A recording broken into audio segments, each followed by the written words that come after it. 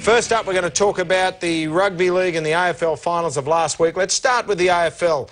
A terrific performance by both the West Coast and the Sydney Swans. We've got the same grand final after last year's epic, 12 months later on.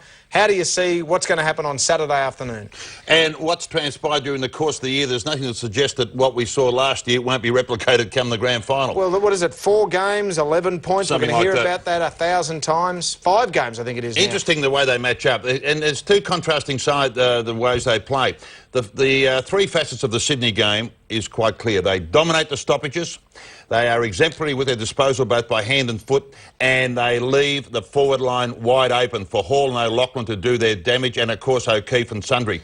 But they've got a genuine batch of midfielders that work hard to stop the clip. They run, they are gut-busting runners, and this game will be just inundated where the ball will be spilled, there'll be stoppages, and it will just be moved. But what Sydney... What about the West Coast, though? They've got the midfield, they've got the... One thing that I admire about the West Coast is that they maintain their structure right the way through. One-on-one defensively. No flooding, although he might change now. Well, I saw a little bit of it last week against Adelaide that he pushed a few players back. I think Worsfold, look, he's far more predictable, there's no doubt. They're one-on-one and they are hard gut-busting runners. They're brilliant midfield. They'll hang their hat on that again.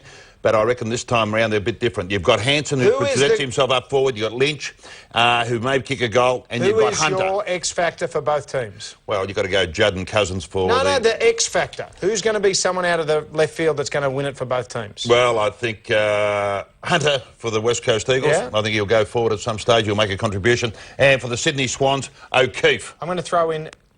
Doyle for the Swans. Yes. Going and forward. Malcheski running up the back line. And Lynch for the big Q for the West Coast. OK.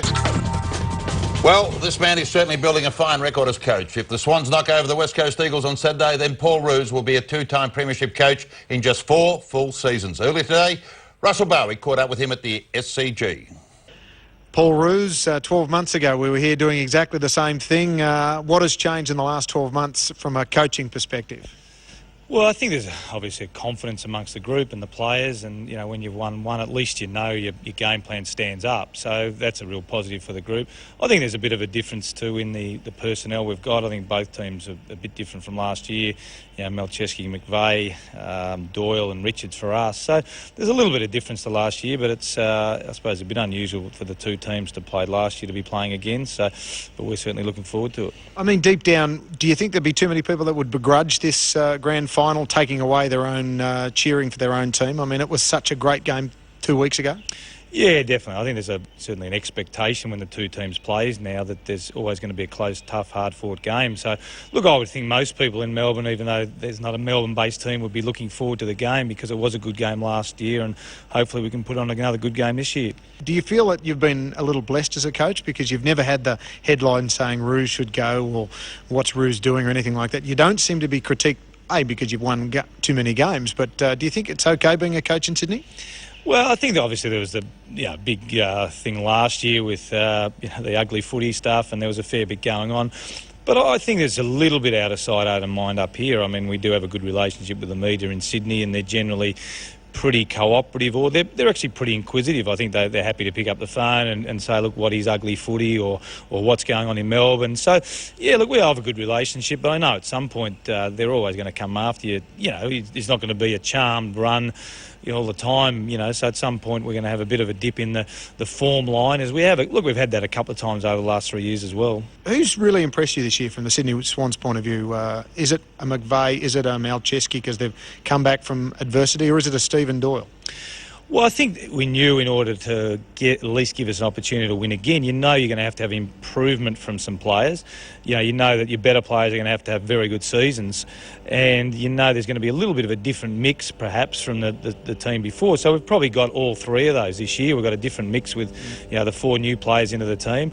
We've had our good players playing very, very well. Barry Hall's great season, Adam Goods, Leo Barry, Brett Kirk, Mick O'Loughlin. So all our good players have had good seasons, and some of the young guys have really improved. Lewis Roberts-Thompson's improved again, Schneider's improved again, as you mentioned, McVeigh, Malcheski, Dempster. So I think we've had all 3 of those ingredients that need you to be a good team after winning a premiership.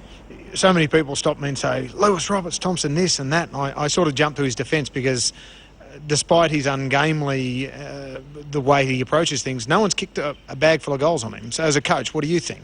Well, I think you're right. Look, you don't like to talk about individual accolades as a coach, but I think if you looked at the All-Australian team and you looked at, and I'm not denigrating the defence, but I think you're right in terms of Lewis's form this season. I mean, he hasn't had a lot of goals kicked on him.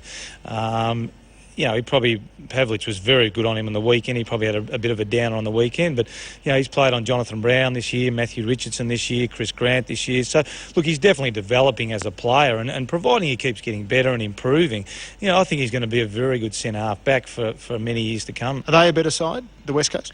Yeah, I think so. I think they're a better side than they were last year. They're a better side than they were 2 weeks ago. I mean, they have Hansen, Seaby, Kerr and Embley back in the side. And the experience of last year, they're a bit like us. I mean, their better players have had great seasons. Some of their younger players have improved significantly, and they've got some new players in from last year's grand final as well. So I think both teams are better placed. And just quickly, the Bloods ethos, that we watch the players all talk about it. They don't talk about it too much. They just talk about it's just the Bloods attitude. Can you elaborate for those people who might not know what that's all about? Well, not really. I mean, it's sort of a player-driven initiative, but look, it really is. It just means that the players, have a blueprint that they need to play to, and they understand what that is. And if they're prepared to do that, well, they give themselves the best chance to win. I mean, they're a very close group, and they know what they need to do to win. And equally, we know if we don't do those things, we get beaten. So it's going to be the same this week against a great side in the Eagles. If we can have a lot of players playing well, we get a real chance to win. If we don't, then the Eagles are a very good side, and they're going to probably beat us if that's the case. Got a tip for the Rugby League grand final, or you're not going to bother if you win, and probably not bother if you lose? Yeah, look, I'm always interested in all the other sports. I think it's the first time that the NRL have had two teams outside of, New South Wales. So it's going to be interesting for them, Storm versus the Broncos. I mean, as you'd expect, the two grand finalists in great form. So maybe because I'm a Melbourne boy, I'll lean towards the Storm. Adam Goodes, the winner of the Brownlow, sets up a terrific week for the club, doesn't it? Yeah, look, it's great. I mean, being the second one, not many players win one, let alone two. Outstanding season. And I think for Goodsy, it's not going to be a distraction, because once you are a Brownlow medalist and you've won one, you're always a Brownlow medalist. You get referred to that in every game, every minute of every day almost. So great effort, fantastic for the club, a terrific fella, and we couldn't be happier. Well, Paul Roos, a couple of days out, good luck, congratulations on even getting here a second time. It'll be a wonderful, wonderful week, and let's hope you can do it again for the Sydney Swans. Thanks, mate. What is it with him? He always seems so ultra cool. Does he ever get unnerved? Well, the players just reckon he's just Joe Cool. I'm sure he blows his top occasionally, but I reckon they'll win again. What about you? I'm ditto with you.